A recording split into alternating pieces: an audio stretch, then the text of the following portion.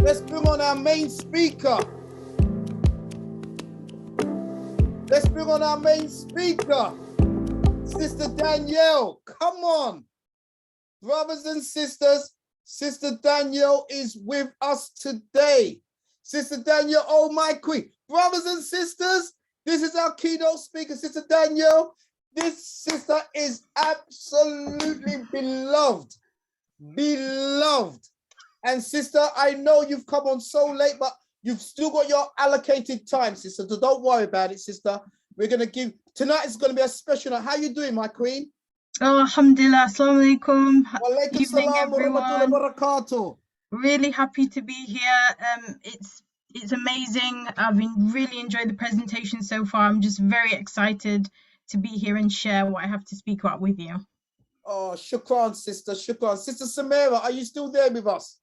Of course I am. Of course I am. Can you introduce our sister, please? Oh, this gives me so much pride, and it's a privilege for me to introduce our brothers and sisters to the one and only Queen Danielle. You can tell from her accent she's not from these parts. Yorkshire through and through. I was going to say South Yorkshire. Come on. Stand up. Brothers and sisters, it gives me great pleasure to introduce to you someone who I have known for well over 2 decades. Okay, when you talk about bona fide and real respects real, I bow to you, Danielle, as my beautiful sister and friend. With what she has achieved academically, and by the way, academics are as equally important as life experience, and you have just, your accolades are beyond amazing, I'll let you share. But the thing that I want everyone to know about this sister is that she is going to come from a place of love, truth, fact, and solution, so that we can actually understand the Black woman's journey, and you as our Black brothers will be better positioned to support us and yourselves. Therefore, our community can stand up. We can stand up for our young kids. We can stand up for our young children. And therefore, we can protect them, protect us as women and yourself. So, Sister Danielle, I'm going to let you share about you rather than me, because I will cry. Oh, mashallah, thank you so much Sam. I call her Sam, everyone, so thank you so much. Thank you, everyone. Thank you, Brother Andrew, for having me on. I really appreciate it. So my name is Danielle Pillay. My organization is DevCora Consultancy, and just to give you a bit of information about myself, so I've worked historically in social policy and then in equality and diversity. I did work in the private sector for a while, but it wasn't where my heart was, where my passion was. So I moved away from that and I began working at community level. So I did my CELTA and I started to work with refugees, asylum seekers, different marginalized groups, teaching them. And then I began to work with families and children. So a lot of people that have experienced abuse, be that domestic abuse, sexual abuse, all different kinds, and working with families where there was generational trauma. So what I do now is I work with organizations, so health and social care organizations. So my work is twofold. So I work with organizations to develop their policies and procedures and their compliance around developing their staff, so personal professional development, training and development. So I deliver a lot of training to women, a lot of them single mothers, to develop their personal and professional development skills. And then I do a lot of advocacy for families as well. So helping families navigate the social and healthcare systems, especially those that have SEN needs, and helping them navigate how to get the best out of their schools, how to ensure they're receiving the correct support, and then also delivering therapeutic interventions for those families as well. So working across the board. Through my experience with education, I've worked in schools as well around social, emotional, and mental health. So I've developed a program for children and young people, sort of a 15-week program around supporting the development of confidence, resilience, and emotional well-being so that we empower our young people. So I also have a master's in developmental psychology, and I apply that a lot to my work as well. And I'm a member of the British Psychological Society. So with that being said, that's just a little bit about me. Why I'm so pleased and so happy that we have this platform tonight, and actually it's really poignant that you played that video, Brother Andrew, because what I noticed, they completely left out about black children killing black children, but when they were speaking about the misogyny as well, and they said, oh, there's a 50% reduction in confidence among women, I can guarantee you black women were not included in that figure. Come on, Sister because Danielle, we never had 50% confidence to begin with. Come on. Because we already know that we're not protected. Come So I on. can guarantee black women were not included in that figure at all. Teach. In all of our different guises, in all of our different, we're a very nuanced community as well. So I know we weren't included in that. The reason why this platform is so important in this show today is not to berate black men or cast aspersions on black men, but it's to look at the specific nuanced issues that affect black women. And it's really, really important, because more often than not, the prevailing discourse when we talk about black issues or empowerment of black people, the prevailing discourse is about black men. And often we perceive certain issues to be solely related to men. So when we talk about experiences with the criminal justice system, the criminal system, I'm not going to call it the criminal justice system because the justice is lacking, let's be frank. So no, Sister Danielle, are you no, sister, is that you're taking off your belt tonight, brethren? and you're beating us left, right. Teach, my queen. So we perceive these things to only affect men, to only be experienced by black men. So the reason that it's important, so we can uncover how these affect black women. And the reason for that primarily is because, and I will shout this until the cows come home, the marker of a well-rounded and healthy community is the position and the treatment of the women within that community. Okay? So if you are not serving your women, that's a statement and a testament to the failing of that community. And this is something that we really need to focus and hone in on, that's left out. So I might touch on some issues today that make people uncomfortable. I'm speaking in general terms, I'm speaking about trends, and I'm talking about my professional experience as well. So there may be some topics that make people uncomfortable, but we need to get comfortable with our discomfort. We need to get comfortable with our discomfort, because if we're not uncomfortable, we don't grow and we don't progress. And that's really important to know. So the purpose here is not to cast black women as victims. What I want to do is look at the areas in our life, in our development, that leave us vulnerable and that leave us more at risk. So we can look at how we implement support in these stages. Yeah.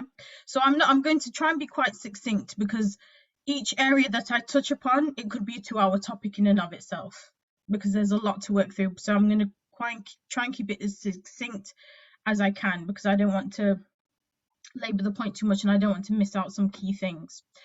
So my modus operandi, the way I work, is about prevention from cradle to grave. Well, before that, before cradle, when a woman's even thinking about conceiving and getting pregnant, that's where we should be stepping in. So it's about prevention and the development of robust and sustainable solutions and support systems to prevent serious mental health issues from forming, and to tackle these things early on so we can break this cycle and this transgenerational trauma that we see. So trying to break this cycle of things being passed down. The reason that this is so important, and this relates back to the stats that Samira shared, I'll call you by your formal name on this platform. This relates back to those stats, is because despite those stats being shown, black people are not inherently more prone to suffer from mental illness. We are not inherently more prone to it. If you look at those stats, you would think that is the case. It's not the case. And you can look at comparative studies of black people within majority black countries that will aptly demonstrate that. Okay, so we need to know what's behind all of these things. So we're just going to kick it off. I want to start with looking at the developmental issues in utero, at birth, and in early childhood. So stress can have a significant impact on development, and this is depending on the timing of stress. So stress while a woman is pregnant is what I'm talking about. So stress during pregnancy, and this is because of this chemical called cortisol. Cortisol is the stress hormone, what's known as the stress hormone. So what cortisol can do is it can induce changes to something called the HPA axis. I'm not going to go too technical with you right now, but the HPA axis is a part of the stress response system. So it's part of the nervous system that will instigate that fight, flight, or freeze within us. So it's our internal warning system. So changes that can happen to this can cause long-term cognitive and behavioral problems later on in life. So maternal stress can have that impact, a negative impact on development in utero. It can cause changes, physiological changes to the developing child. Another thing is birth trauma. So birth trauma, when we talk about birth trauma, what we mean is obstetrical interventions. So we're talking about C-sections, ventouses, induction, forceps, any kind of intervention that happens during labor and birth.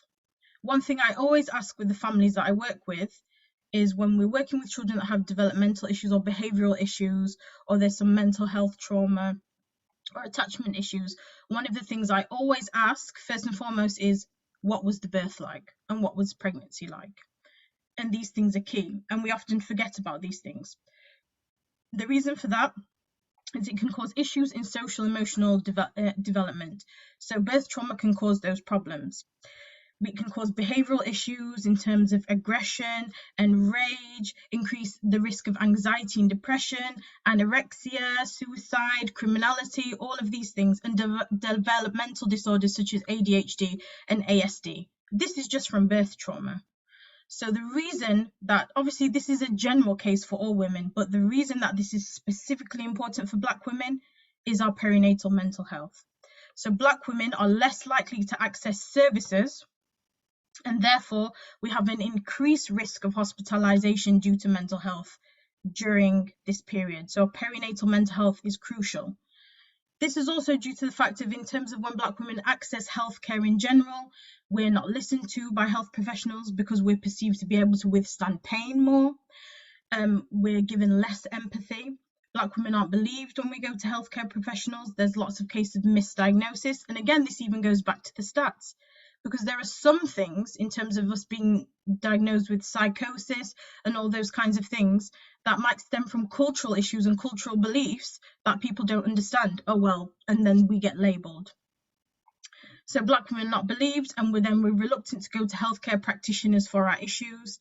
And this is most aptly demonstrated by the maternal mortality rate of Black women.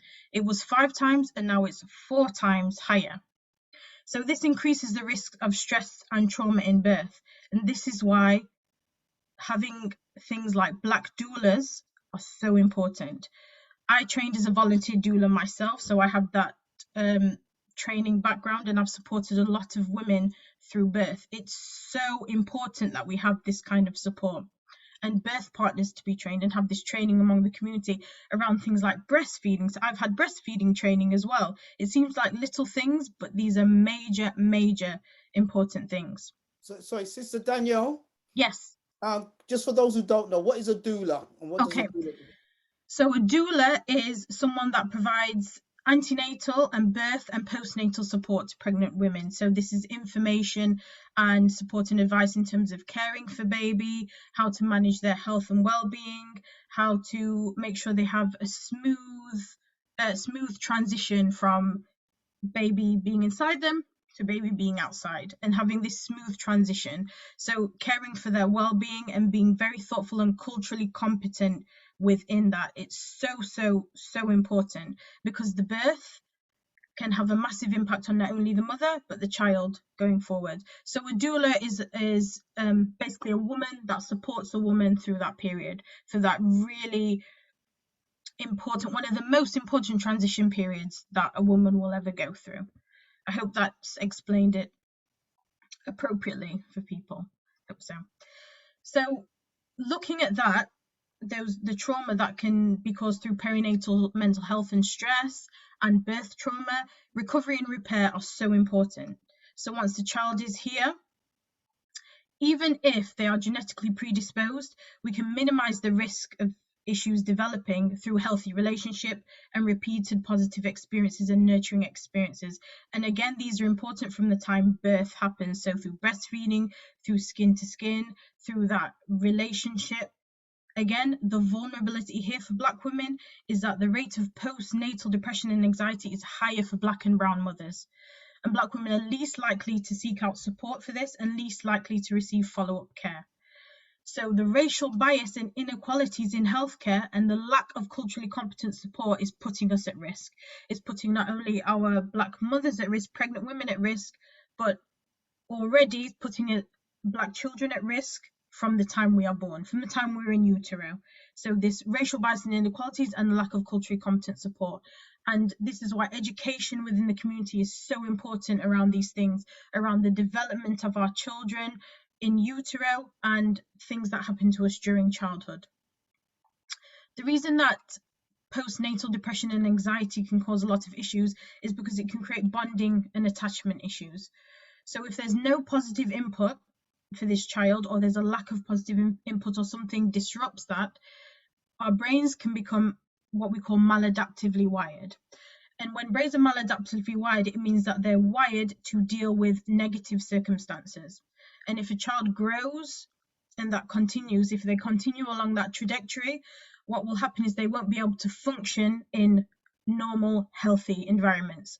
So, for example, a child whose brain is maladaptively wired, you put them in the school environment or an education environment, and they're expected to sit and focus and work, it's not going to happen. Okay, so that's what we mean. Also, there's a process that we call synaptic pruning. Now, synaptic pruning is a natural process that occurs within the brain between early childhood and adulthood. So it's something that keeps the brain healthy, and it's when certain parts of the brain synapses, they're not being used and they get cut. So this is a normal, healthy process, but the problem is the normal, healthy wiring that's supposed to develop. If it's not used, these things get cut. So if we've not had positive input, synaptic pruning can become negative if we're missing out on that healthy development. And this can lead to multiple issues around emotional and behavioral issues. One of the key things about this developmental stage is empathy, the development of empathy. Empathy is the building block. As young children develop, so does their empathy. So emotional empathy is when children begin to develop this sense of self. They're able to identify their own emotions and the emotions of others and offer help, whether this be verbally or through touch.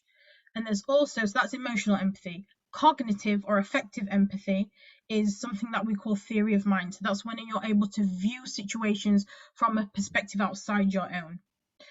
And when development is interrupted, then we can get a lack of empathy. So we need empathy to be able to have pro-social behavior, to have positive relationships, to have a reduction in aggression and antisocial behavior.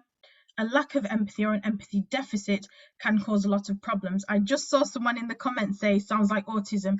Exactly. A lack of cognitive empathy or effective empathy can lead to developmental issues such as autism. Okay, that's important to know.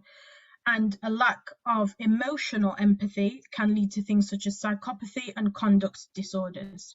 And this is why these things are so crucial. So obviously, as I said before, these things are general issues that can affect children across the board. But the reason why I bring it up is because we need to see those areas that Black women are more at risk and Black children are more at risk. Okay, so moving into Black girlhood and adolescence. So, no, it wasn't lack of emotional empathy. I just saw someone. Lack of cognitive empathy has been linked to things like autism. So lack of cognitive empathy. Yeah. Okay. So the interesting thing about Black girlhood and moving into adolescence is that Black girls are not afforded the luxury of this transition. Yeah. We're not afforded this luxury of transition. So we're babies and then we're women. And this transition doesn't happen for us. So we see this in schools. So, for example, within the school system, Black girls are viewed as less innocent and less in need of protection than white girls. So our needs are overlooked more, and we receive more punitive disciplinary measures. So that leads to things like exclusion, higher rates of exclusion, higher rates of detention, and those kinds of things. Exactly, adultification, I saw someone say in the comments. And this is despite us being no more likely to misbehave. So we're seen as adult, we're seen as grown. And language is used to describe Black girls like sassy. And I'm sure people have seen lots of videos where the girl is, you know, got a hand on hip and she's doing all of this and being very adult-like in her behavior. And we find it funny and we encourage this, and we're encouraging this from a young age as opposed to just allowing them to be children. And I'll give an example of this. I was at an event, a theatre production that these wonderful young Black women had put on about the experiences of Black women. And they spoke about some of these issues. And there was an educator in the back, a white teacher, a white female teacher. And she put up her hand and she said, there was a Q&A at the end, and she said, so how should I treat the Black girls in my class? What should I do? And then we said, I turned around and I said, treat them like you do the other children. They're a child and they still need the same input. So that just shows the psyche already. You're already not seeing this Black girl as a child and in need of protection.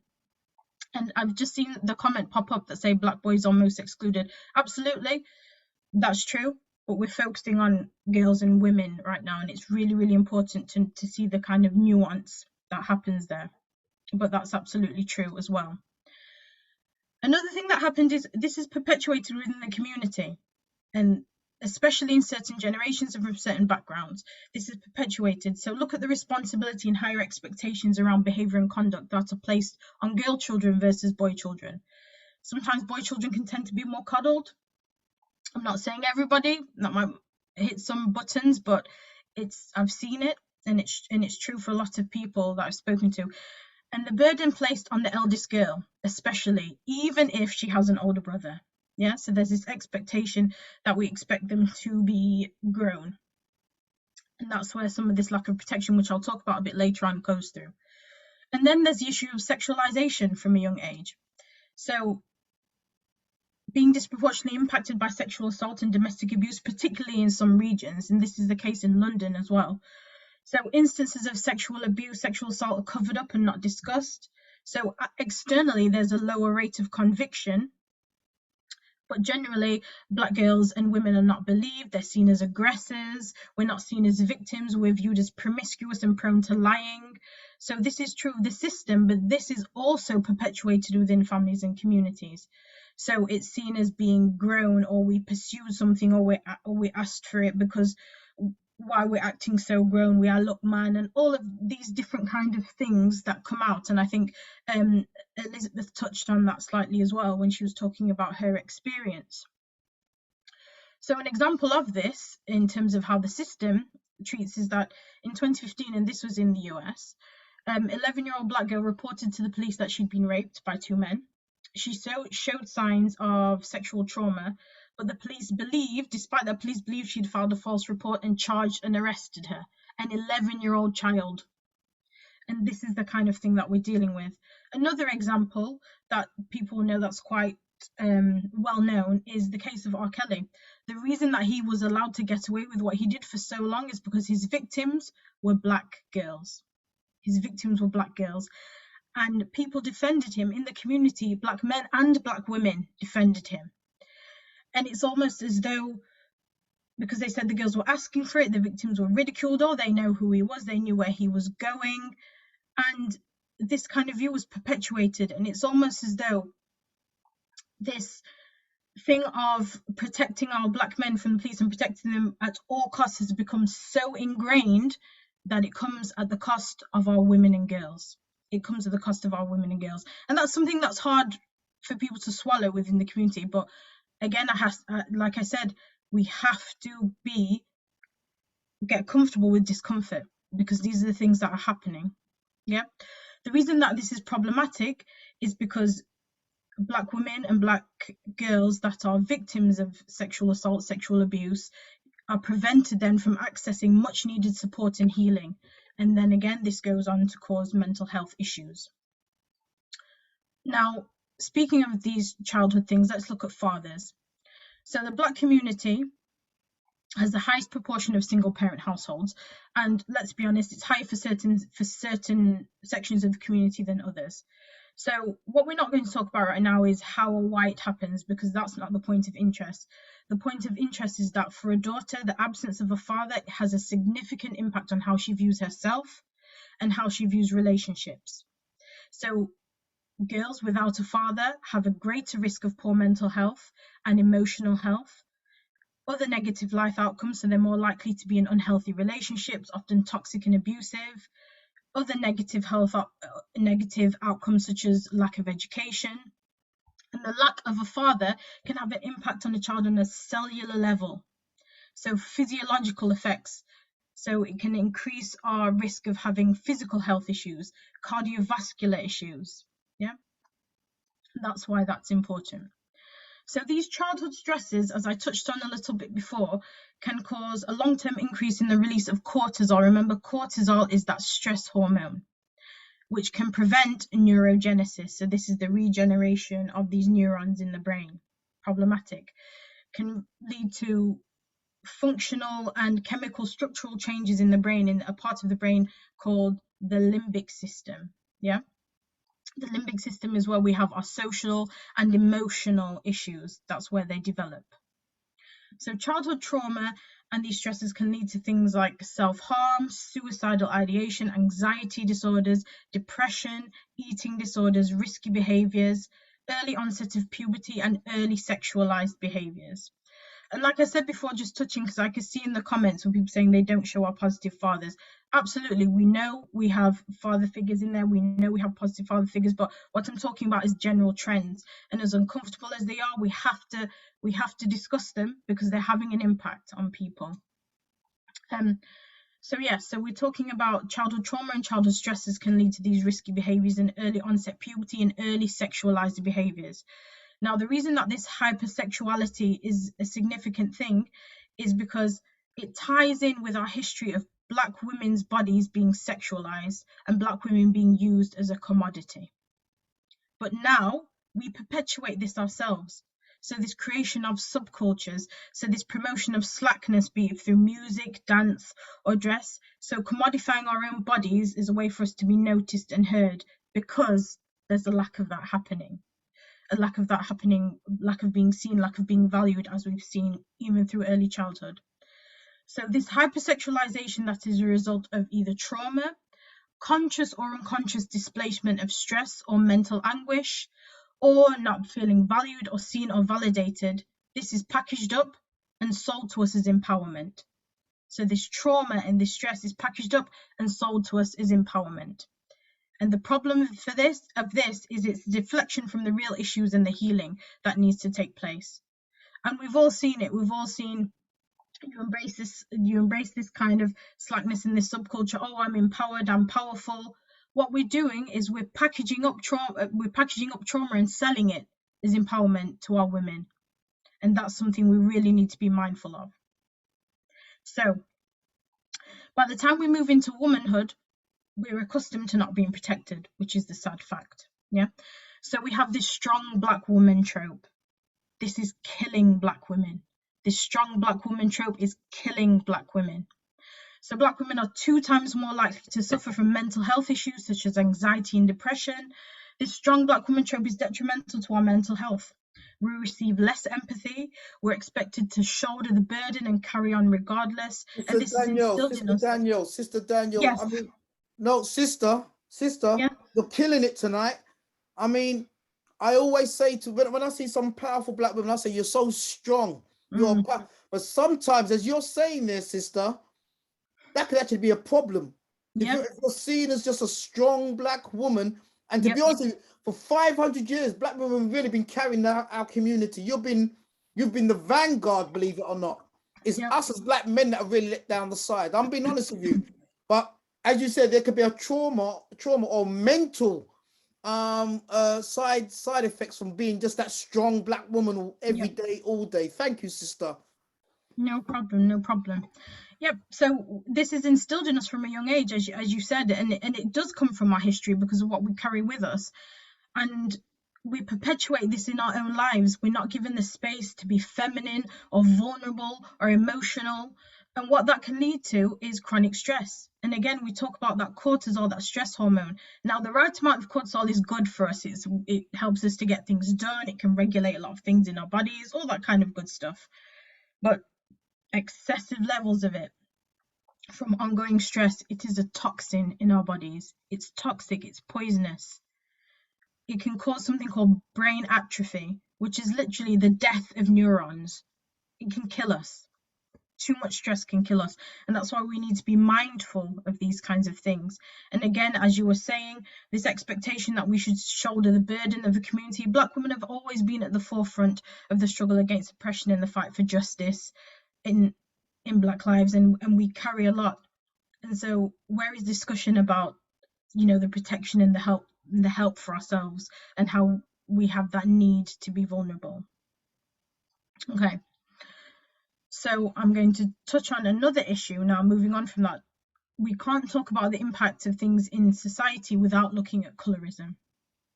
And just to define that, just in case, I'm assuming most people are aware here, but in case we're not aware, is that refers to the differential treatment of people within a racial and ethnic group depending on their skin tone. So it constitutes the preferential treatment of light skin over dark skin.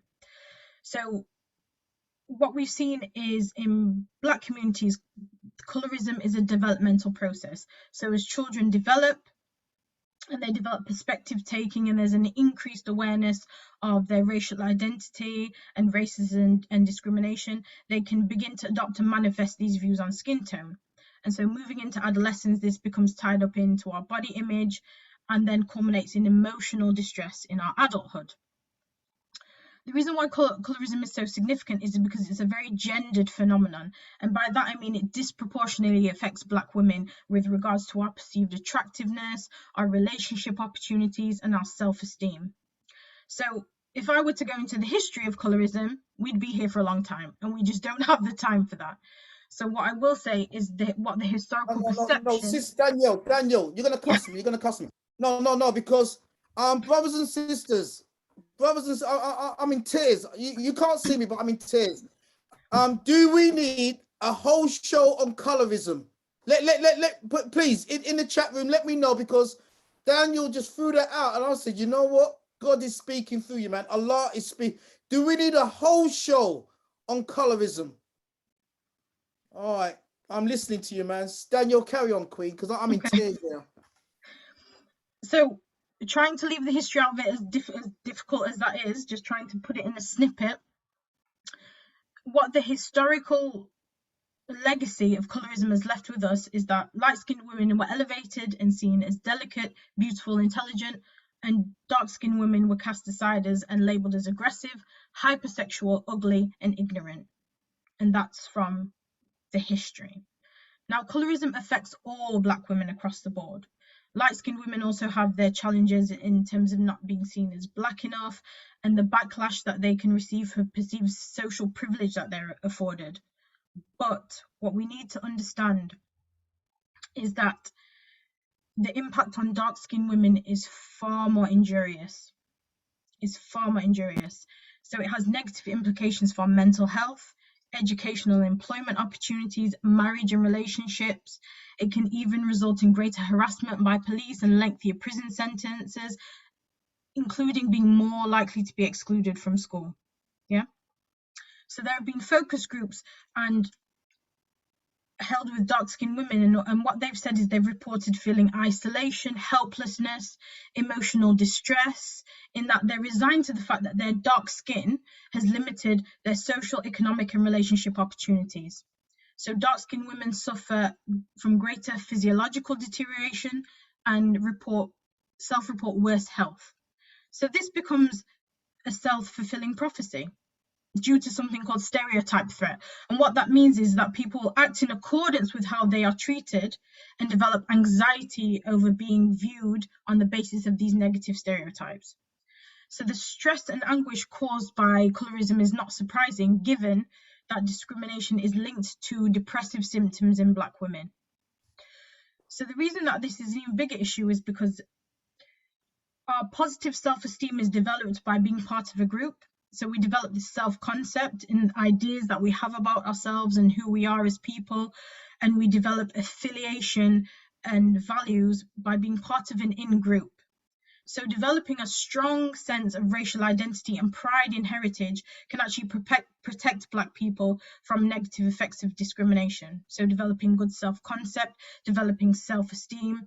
So parenting and the family environment play a significant role in arming Black women against the issues they face and against these colorist attitudes. Unfortunately, what we've seen actually is in some studies that were done in HBCUs, which are historically black colleges and universities, is they've found that the level of self-esteem amongst dark-skinned women and brown-skinned and light-skinned women were roughly equitable. And the reasons that they found this is because the effects were tempered by education and socioeconomic status. It can be tempered by that. So even though family environment can play a significant role in protecting Black women from the impact of colorist attitudes, the pervasiveness of colorism within Black communities is such that a lot of the emotional turmoil many dark-skinned women face has come directly from the family environment itself. And this is a problem, because it's not about just being in Black spaces, but it's about having access to spaces where there's positive racial identity and validation from your in-group and those high levels of education. So we're educated about the history of where this comes from, and we're educated about why we need to dismantle these things. So although we're all socialized to a degree, and we're susceptible to mainstream norms and white supremacy and the discourse that we see, the negative images that we get from mainstream media and from white society may not do affect the self-esteem of Black women, but may not to such an extent due to something called attributional ambiguity. And what that means is this negative feedback that we get, we attribute it to, oh, that's their prejudice and nothing to do with me and myself. So this makes it easier to guard against discrimination from mainstream white society if we're educated, yeah? Therefore, the problem with colorism is that even though, yes, it is an offshoot of white supremacy, because it manifests within the group that we're supposed to seek positive sense of self from and validation and protection from intergroup discrimination, it can be a more psychologically harmful form of discrimination because it's pervasive within the community that we're supposed to seek that protection from. And that's why colorism is so detrimental. And that's why I wanted to focus on it, because we're talking about what we can do as a community to dismantle and tackle these things. So moving forward to look at, I just wanted to give two examples actually of how Black women are perceived in the criminal system. Again, I'm not saying criminal justice system, I'm saying criminal system, and I'm saying that for a reason.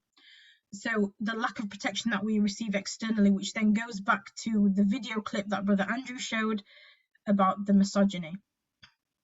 So one example was in March 2011, this was in the UK. So a 22-year-old Black woman was in a club toilet and she collapsed because her drink was spiked. So she was confused and distressed. Her friends called for help for her, but instead she was arrested, taken to the police station. She was strip searched by 4 male officers, and this was captured on camera and broadcast to the whole of the police station. Another woman, Sarah Reed, died in 2012 as a result of police brutality. So she was accused of shoplifting, and an officer yanked her hair, pressed on her neck, repeatedly punched her in the head. She died as a result of that. She had a history of trauma and mental health. She was a victim of attempted rape. And the officer that killed her was convicted of common assault and got 150 hours community service. So at the ruling, the judge stated that she understood that he'd acted out of anger because Sarah Reed was no shrinking violet. That's how she was described. So because she was a Black woman and she was no shrinking violet, the violence against her was justified. this is the kind of thing that we're experiencing within the criminal system as Black women. So again, Elizabeth touched on this because she spoke about her example in the workplace. So these things move on and we experience them in the workplace as well. So you can kind of see, I hope it's being laid out, the journey that Black women are going through and the types of risks that we're exposed to throughout this journey. So looking at microaggressions in the workplace. So for anyone who doesn't know what microaggressions are, so they are these subtle, seemingly innocuous comments, actions and behaviors that communicate derogatory or negative or stereotypical views of a marginalized group. Now, this term microaggressions is used generally now for all marginalized people, but it was actually coined by a psychiatrist called Chester M. Pierce, who was a Harvard University psychiatrist, one of the first Black psychiatrists in America. And he coined this term in 1970, and he used it to describe the insults and dismissals that he saw come from white Americans towards, or non-Black Americans towards African Americans. Yeah. So that's what it was used for. And again, any term that we use to describe what we go through is co-opted by other groups and used by them. That's kind of standard. So microaggressions can also be seen as something called death by 1,000 cuts. And the reason is they happen daily and they're insidious, and they are insidious. So the higher level of microaggression equates to a lower level of mental health, and the impact they have can be debilitating, alienating, isolating, and it can lead people to question themselves. And the reason that I talk about this is because Black women are most significantly impacted by microaggressions. We have our credentials questioned, we have our dress or our hair or covering, however we choose to cover, and even our tone of voice is policed. Even our tone of voice is policed. And this has a devastating impact on our mental well-being.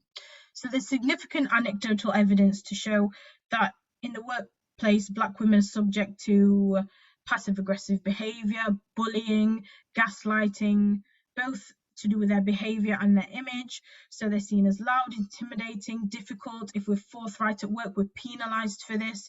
And the majority of this behavior comes from our white female counterparts. So this can result as well in Black women being sidelined, even if we have more experience. So when we're spoken about, the language is used to diminish who we are and our achievements. We're labeled as threatening or even ambitious, and ambitious is used in a derogatory way. Passive-aggressive remarks, and we're made to feel superfluous, and our existence is only validated or has been useful in the juxtaposition to a man, so a man wanting us. And then we begin to question our own sanity because we're gaslighted. And the problem is microaggressions can be really hard to prove or to demonstrate. And even when, as we say about conditioning, we can carry this with us. So even when we've experienced these things as Black women, and then we want to go and create our own safe spaces. And what we're seeing now, which is wonderful, is a lot of Black women not waiting for a seat at the table, but creating our own tables, building our own tables and creating our own spaces. But what can happen if we're not conscious of these things and we don't consciously dismantle them, we can carry this conditioning with us. So we see another Black woman and we become embarrassed about her tone or the way she's dressed or the way her hair is. And we're not creating the safe space that we crave because we've internalized this white supremacy and this misogynoir. Sometimes it's unconscious, and sometimes not all skin folk are kinfolk, and sometimes people will just hate us, so to speak, and they will demonstrate these kinds of things. So there will be some spaces where, because of this lack of protection and this competition, that some Black women, especially when they're in a space with Black men, will seek to diminish other Black women because there's this competition and there's only so much room for all of us. And these are the things that we need to dismantle. So if you do this, or if you've done this, have your eyes open to doing this, because we need to take a good, long, hard look at ourselves and access therapy and access counseling, even if we are therapists and counselors ourselves, because this inferiority complex that we have inside of us that we shouldn't have, because we're looking at things through this prism of whiteness and seeing ourselves as inferior, because no self-assured person needs to behave in that way. And these are things that we need to be conscious of and that we need to tackle. Now, what we can see throughout these things that we're talking about is this lack of protection. And the reason why Black women not being protected is significant is because this lack of protection is not just external or based on intergroup dynamics, but also intragroup. And that's to say that this protection, lack of protection for Black women also happens within the community as well as outside of the community. So this is why we need to look at these things and look at where we can step in, and bring these support systems in place. Now, I want to talk about resilience, because that is so important and key.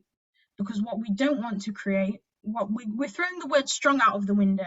Not the word strong itself is negative, but because of the negative impact that it's had on Black women and throwing this term around, as you said, Brother Andrew, what we want to support is the development of resilient and emotionally intelligent Black women and girls.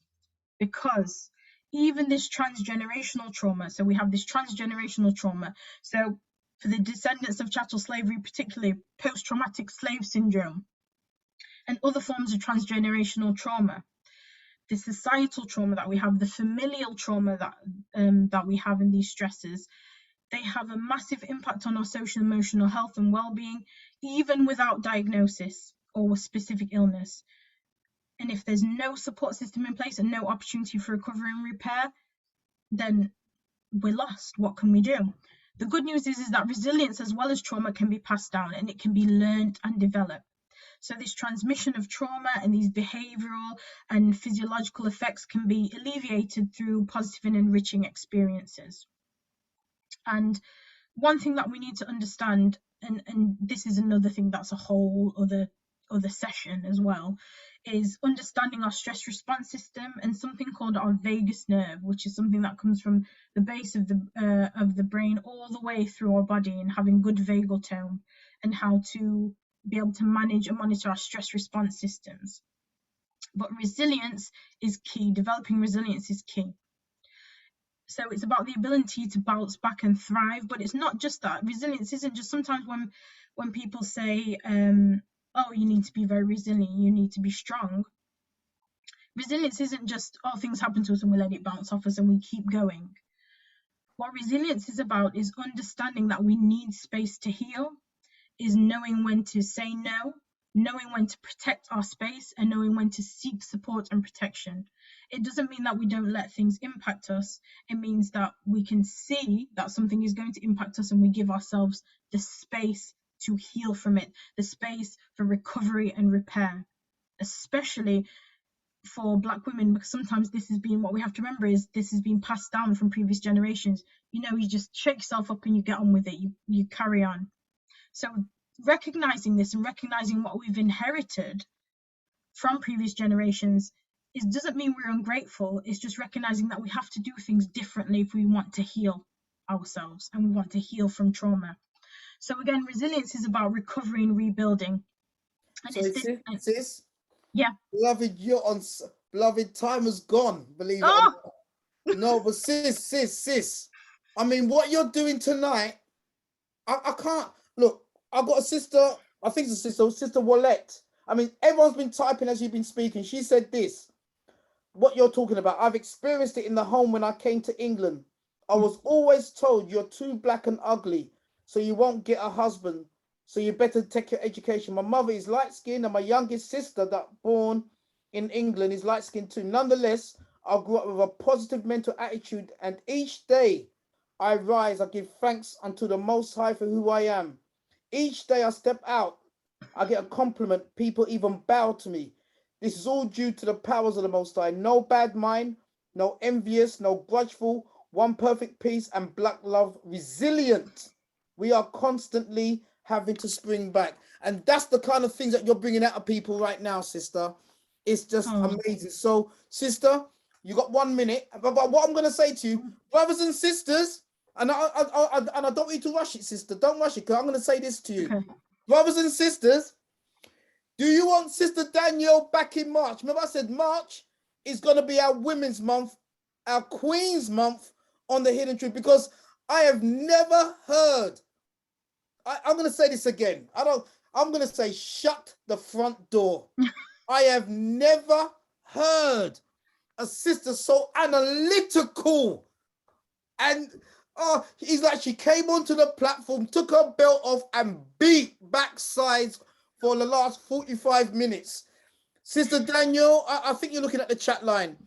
Sister, do you agree to come back in March? Absolutely. But don't rush it. Don't rush it. You got 1 minute, but don't rush it, sister, because we want you to continue this. Carry on, sis. Okay. So I'll just quickly talk about some of the bullet points and things that we need to be resilient. And again, because I don't have time, I'll touch on the points, but this is something that can be expanded on as well. So not ruminating. So rumination, you know, you sit and you think and you mull over things, that increases our cortisol, which we know suppresses our immune system, and we know that can destroy brain cells when we have too much cortisol. Self-care, all of these things that that Samira was talking about, self-care, reframing how we look at things. And for us particularly as Black people, as Black women, as Black people in general, when we talk about reframing, for us it's really important that we stop viewing these things through this prism of whiteness, because whiteness has become the norm and we see that as the benchmark and as a point for validation, and we have to stop doing that. We have to stop looking at things through this prism, because it's not beneficial for us, because whiteness is something that was created to demean and diminish us, and we have to stop doing that. So engaging in positive, enriching environments like this one, having healthy relationships, actively engaging in life and finding significance, meaning and purpose. So there's a lot more to say, but just before I go on, I want to say one thing. So I don't know if anyone has seen Maslow's hierarchy of need. So Maslow's hierarchy of need is this pyramid, and it talks about our physiological needs at the beginning, so health, shelter, food, all those kinds of things. And then it talks about our relationship needs, our emotional needs, and then our self-fulfillment, which is our morality, spirituality, again at the top. The most resilient people invert this triangle, invert this. And this is why what someone said before when you're talking about faith, if your validation, my validation comes from the creator, yeah? And that is something that nobody can take away from you. So if you have that as your foundation, you're already more resilient because you're inverting this triangle. And this is something that we know. So you have that as your foundation. So you have your spiritual foundation, your morality, and then you can develop warm and positive and healthy relationships. And then you know the importance of having your needs fulfilled. So this is key. This is really, really, really, really important. And science is only just catching up now and saying that, oh, actually, the most resilient people invert this triangle. But this is something that we've been doing and that we need to hold on to. I think I've gone way over my 1 minute, Brother Andrew. I'm sorry. So no. 1 second. Sis, I don't know what to say to you. I really don't know what to say to you, sis. Brothers and sisters, I mean, we need you back. And you know what? I've really got the show in my head, sister. I've got some powerful people that you're going to be. Someone said that you come across as the daughter of Lady Ma'at. And if you know Lady Ma'at, you know what they're talking about. That is a massive accolade to you, sister. You make me proud to be a part of this community. And I will say to you, brothers and sisters of the Hidden Truth, I'm telling you, Danielle, the brothers and sisters who are listening to you, they're not lightweight. For you to please them the way you have, the way that you've inspired them, sis, you're talking to some real scholars on this platform, some real powerful listeners we have on this platform. It's been absolutely amazing. Sister Samira, what have you got to say about she has she not made you proud today, sister? I'm going to publicly let everyone know why Danielle has the ability to call me Sem. She is my bona fide best friend of 24 years. And I couldn't introduce her because the love that I have in my heart, she knows I'll cry. I'm not proud for me because I know it's important to have positive relationships. I'm always blessed to be in Danielle's presence, but I'm privileged to know that everyone on the platform has been able to hear from you, Danielle. No, thank you. And you know, we go way back, so I won't even take it there. But brothers and sisters, when I said 2 weeks ago, and even last week, I wasn't gassing for the sake of it. I hope you understand the kind of person that I am. I talk not for talk's sake. I talk when it's necessary. And when I said what I said in terms of you'll be able to take some notes, especially from our keynote speaker, I'm glad that the comments in the chat reflect that they know that you have to come back. Oh, thank you. Thank you so much, everybody, for your comments. I appreciate it. And hopefully, inshallah, I've been able to contribute something beneficial to this community and this platform. And thank you for giving me the opportunity, Brother Andrew. Thank you. Thank you, Sam.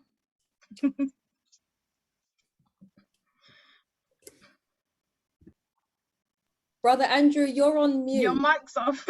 Okay, sorry, because you're excited. I'm just shaking. Danielle, I'm gonna share a secret with you, sister.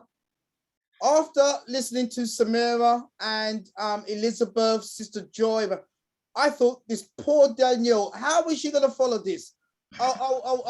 In my heart was weeping for you, sister, because the bar was raised so high.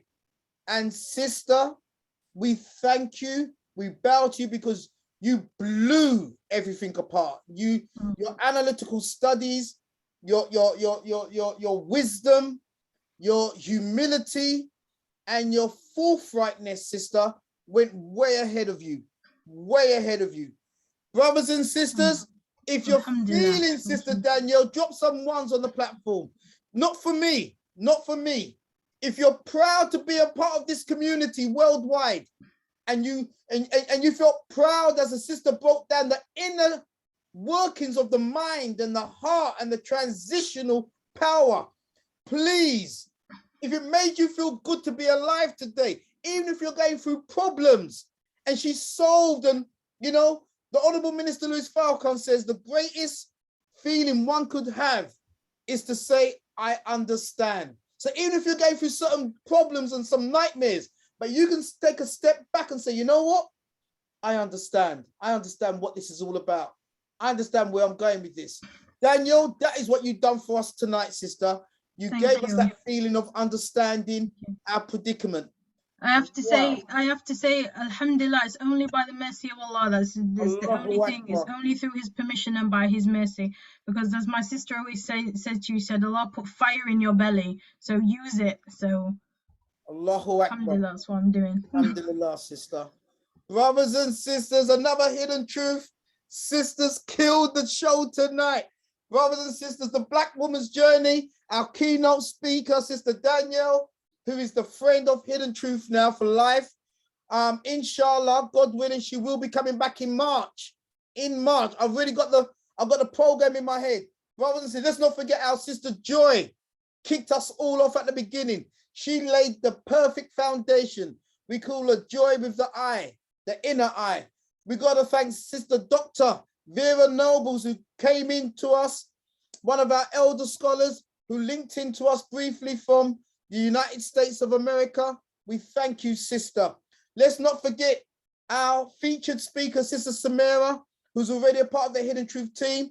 She tore the platform apart with the basics to care for our mind, body, and soul. What a night we've had, brothers and sisters. And let's not forget Queen Elizabeth. Hey, Queen Elizabeth, from trauma to triumph. You know, brothers and sisters, come on, man. You've been spoiled on this platform tonight. Let's not forget, sister. Let's not forget our new member of the Hidden Truth team, our European Hidden Truth link, based in Spain, Sister Reno J. I bet even Samira can't say her name. Samira, how do you pronounce her name? I need to see how it's written, but I believe Sister said it was Rejole. Is it Rejole? All right, you passed the test. All right, turn off your camera, man. Chad, you passed. Okay, it's showing off now, man. Showing off.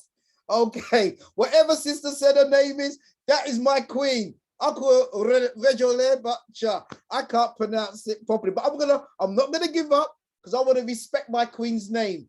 But we thank the sister. She'll be with us. She'll be with us from time to time, giving us what's happening in Europe, keeping us connected. Don't forget, brothers and sisters, our Stan Lee Hidden Truth Breakdown with Andrew Mohammed and Tony Warner will be this coming Friday. Sister Samira, Sister Jarita, please put the link down again. Get your tickets for this Friday. That'll be followed on Saturday, the 12th of February. We will be going into Valentine's. Remember, this ain't for the light-hearted.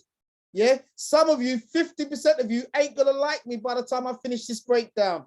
I'm warning you now. You're not gonna like Brother Andrew Mohammed. Yeah, Saturday night, switch off the television, join us, have some edutainment, but let's have some knowledge, wisdom, and understanding, brothers and sisters. Saturday, the 12th of February. Woo! Don't forget, our Wellness Weekender is back. April, this is going to be Easter. Now, I've been informed, brothers and sisters, that behind the scenes, you know, someone is trying to hack into our website for the tickets. Don't give up, brothers and sisters. You know that every time we come together as a people, there's always a hidden hand trying to stop us from coming together. So if you're having problems getting onto the link, because some people have already texted me to say, Andrew, I've had problems booking my room, don't give up. That's all I'm going to say to you. Don't give up. Next week we're going to more, but don't forget, if you're going to book the room, you must put in the Hidden Truth code for your discount. Hidden Truth 100, whereby both of you, as a combined booking, will get a £100 discount. We can't do no better than that, brothers and sisters. Let's remind ourselves what it is. Twin/double occupancy, $279 with a Hidden Truth discount. Single occupancy, if you want your room by yourself, it'd be $399 or $359 with the Hidden Truth discount. Don't forget, when you're booking a twin or double room, yeah, you got to pay the whole, you got to pay for two people at the same time. You can't book one person and then book the next person later on. The booking's got to be done as a couple or as two people, yeah? So you now can have two single beds. If you're going with your brethren or your sisterin, if you're going as a couple or you don't mind sharing one bed, then you'll see you can come together. So it's these are the figures. Please take a screenshot so you see it there. There is a possibility of part payments. You could pay half now and half in 30 days' time. Brothers and sisters, can you imagine 200 black people together? We're going to take over the whole hotel. We don't do that in the UK, brothers and sisters.